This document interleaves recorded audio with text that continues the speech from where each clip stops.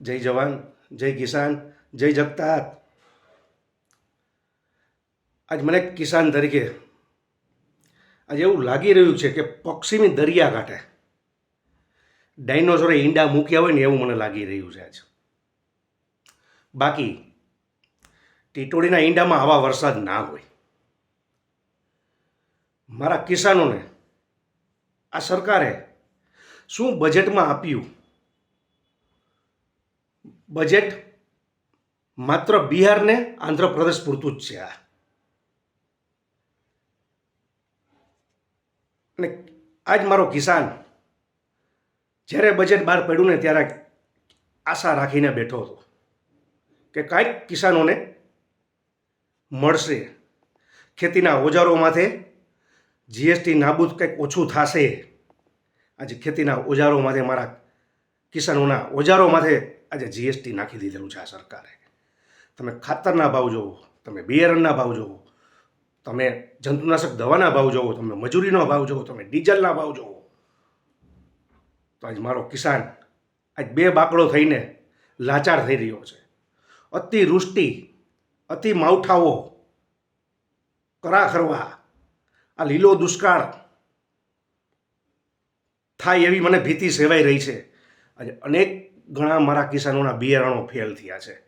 અનેક મોલ, કોઈ પણ જણસી આજ મારા કિસાનોના ફેલ થવાની ભીતિ મને સેવાઈ રહી છે. તો આજે હું આ સરકારને મારી નમ્ર અપીલ છે. સરકારે આજની તારીખમાં જે એમોનિયમ નાઇટ્રોજન આયાત પર જે 10% ડ્યુટી વધારી છે એ પાછી એને ઘટાડવી જોઈએ. અને ખેડૂતોને હપ્તા આપવાની વાતો કરે છે આ સરકાર. તો આજે નવા ખાતેદારો છે, આજે નવા બિચારા આજ 4 વર્ષથી આ હડિયું કાઢે છે કાગળિયાઓમાં આ તે. આજે એક પણ નવા કિસાન ખાતેદારને હપ્તો મળતો નથી. આજ તમે પેટ્રોલ જોવો, ડીઝલ જોવો. આજ હું એમ કહું છું, આ મધ્યમ વર્ગના લોકો અને ખેડૂતોને નિરાશ કર્યા છે આ સરકારે. મારા કિસાનોને અને મધ્યમ વર્ગને, આમ ગરીબને, તમામને નિરાશ કર્યા છે.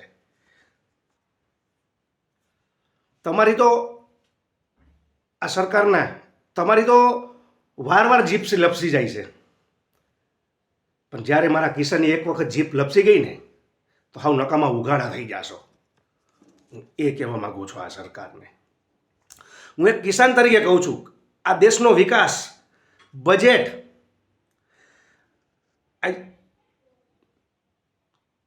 સાર્થિક નકલ જો પણ ના કરી શક્યા તમે એક જાગૃત કિસાન તરીકે કહું છું કે 70 વર્ષનો તમારી પાસે ઇતિહાસ છે. ફલાણું આમ હતું, આગળનું આમ હતું, ઓલું તેમ હતું, પણ તમે 10 વર્ષથી હજી આ તમે સત્તામાં આવ્યા છો. હું દાવા સાથે કહું છું તો તમે શું લોલીપોપો આપી છે, શું રેવડીઓ આપી છે. તો તમને તમારા 10 વર્ષના પહેલા ઇતિહાસ તમે વિચારી લેજો, તમે શું આપેલું છે. આજે આપણો કિસાન બે બાકડો થઈને થઈ ગયો છે. આજે તમે બિયારણો જુઓ તો આજે તન ઘણા ભાવ લેવાવાળા જે છે બજારોમાં. જાણે કે મારો કિસાન આજે લેવા નીકળો છે, કોઈ બિયારણો ફેલ થયા છે. કપાસ હોય, મગફળી હોય, સોયાબીન હોય, તલ હોય, બાજરી હોય, બટાકા હોય, ડુંગળી હોય, ટમેટા, આજ કોઈ પણ વસ્તુનું બિયારણ લેવા નીકળે મારો કિસાન આજ બે બાકડો થઈ ગયો છે. તન ઘણા ભાવ કરીને બેઠા છે મોટા મોટા અજગરો અને વેપારીઓ. તો એમની માથે કેમ પગલાં લેતી નથી આ સરકાર? શું તમારી એમાં મિલીભગત છે? હું એ પૂછવા માગું છું. આજે તમે ધોરાજી અને મારા ધોરાજીના ગ્રામ્યમાં અતિવૃષ્ટિ થઈ છે. આજે તમે એટલી વૃષ્ટિ થઈ છે કે મારા કિસાનો આજે બે બાકડા થઈ બેઠા છે. આજ તમે જુઓ, સર્વે કરવાની વાત આવે તો તમે ગૂગલને મેપમાં માપી લ્યો છો. આજે આપણા ગુજરાતના સીએમ પણ હેલિકોપ્ટરમાં બેસીને નિરીક્ષણ પરિશ્રમ કર્યું છે. તો જામનગર અને કચ્છ બાજુનું કર્યું છે. શું આ બાજુ રાજકોટ જિલ્લાના તાલુકાનું કંઈ છે જ નહીં? ગામમાં નુકસાની છે જ નહીં? હું એ કહેવા માગું છું કિસાન તરીકે આ સરકારને. આજે તમે જો કોઈ પણ પેકેજ તમે જાહેર કર્યું છે 2000નો હપ્તો હોય. અરે પપુડી વારીને રાખો તમારી પાસે. આજ તમારા 2000ના હપ્તામાં તો મારા ખેડૂતની સફાઈ પણ નથી થતી, ખેતરની, મારા કિસાનની. શું કરવા બેઠી છે આ સરકાર? આજ ગુજરાતના કિસાનોનું દેવું ક્યારે માફ થશે? હું એક કિસાન તરીકે કહું છું. આજ તેલંગાણા રાજ્યની અંદર હરેક કિસાનોને 1 લાખ રૂપિયા ઉપરનું દેણું માફ થઈ રહ્યું છે. તો મારા ગુજરાતમાં મારા કિસાનોને આટલો બધો હળહળતો અન્યાય કેમ? એ કહેવા માંગુ છું એક કિસાન તરીકે. અરે તમારે પીએમ સન્માન નિધિનો જે હપ્તો બહાર પડે છે ને, આજે એમાં પણ ગોટાળા છે. મારા કિસાનોને ઓનલાઈનમાં પણ હપ્તામાં તમે કહો છો અમે આપી દીધા છે. ઘણા ખાતેદારો એવા છે કે એને હપ્તો મળતો નથી. હું એ કહેવા માંગુ છું એક કિસાન તરીકે.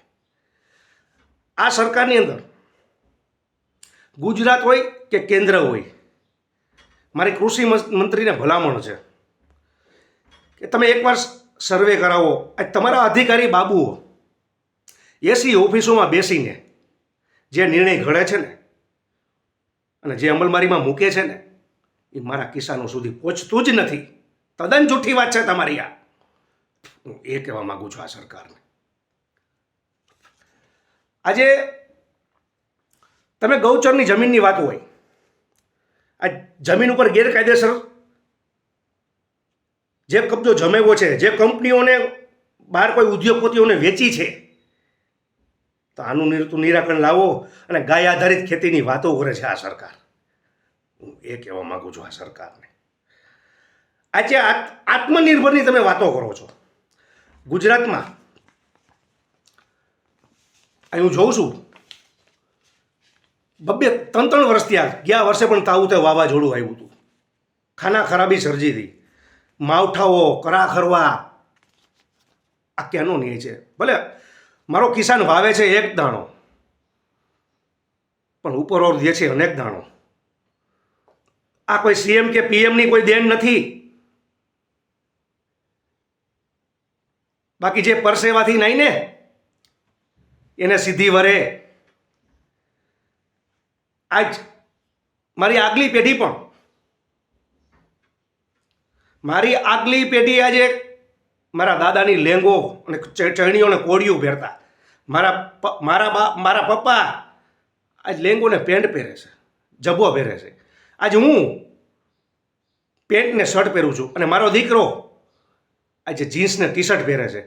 તો કઈ આ પીએમની ને કે સીએમની દેન નથી આ દેશની અંદર. એ તો મારો કિસાન રાતની મજૂરી કરે છે ને, આ એની દેન છે. હું એ કહેવા માંગુ છું આ સરકારને. તમે આત્મનિર્ભરની વાતો કરે છે આ સરકાર. અરે ગુજરાતના ખેડૂતોને મારી આ એક બજેટ પ્રમાણે જે તમે બજેટ બહાર પાડ્યું છે ને, એ ખેડૂતો સુધી પહોંચવાનું નથી, પહોંચ્યું નથી, અને રેવડી અને લોલીપોપ જ દીધી છે. મારું બીજું કહેવાનું એક થાય છે કિસાન તરીકે આ સરકારને મારી નમ્ર અપીલ છે.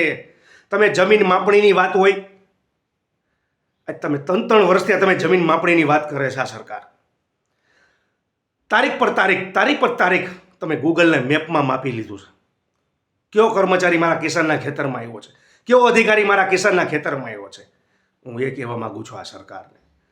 આજે તમે કેવી સ્કીમો બહાર પાડો છો અને ખેડૂતને હાવ રેવડી અને લોલીપોપ સિવાય બીજું તમે આપતા નથી. અને આત્મનિર્ભરની વાતો કરો છો. તમે કૃષિ મેળાઓના આયોજન કરો છો, તમે ગરીબ કલ્યાણ મેળાઓના આયોજન કરો છો.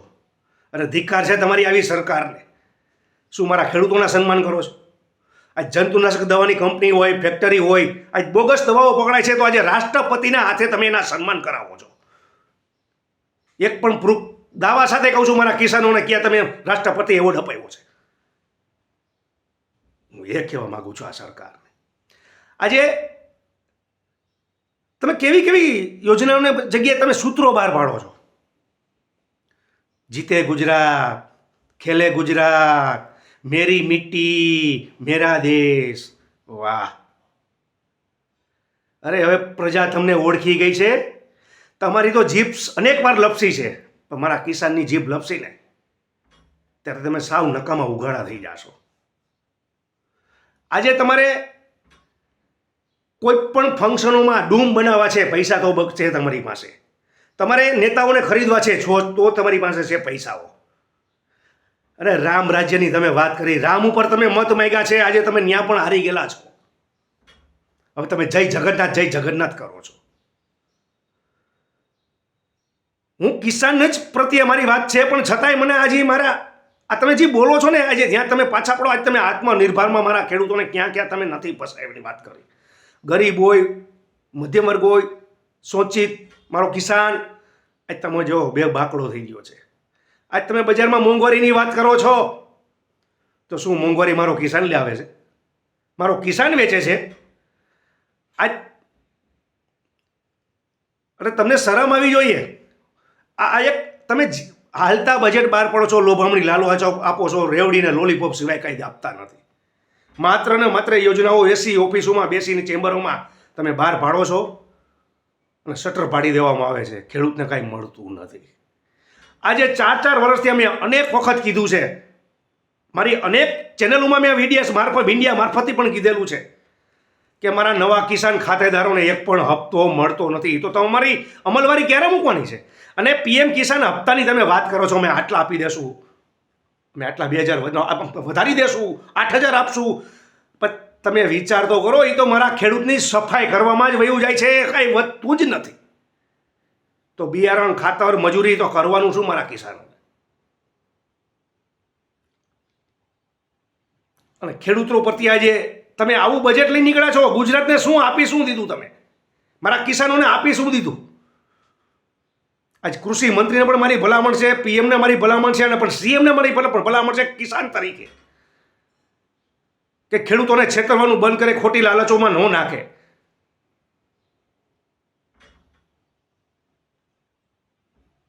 જય જવાન, જય કિસાન, જય જગતા.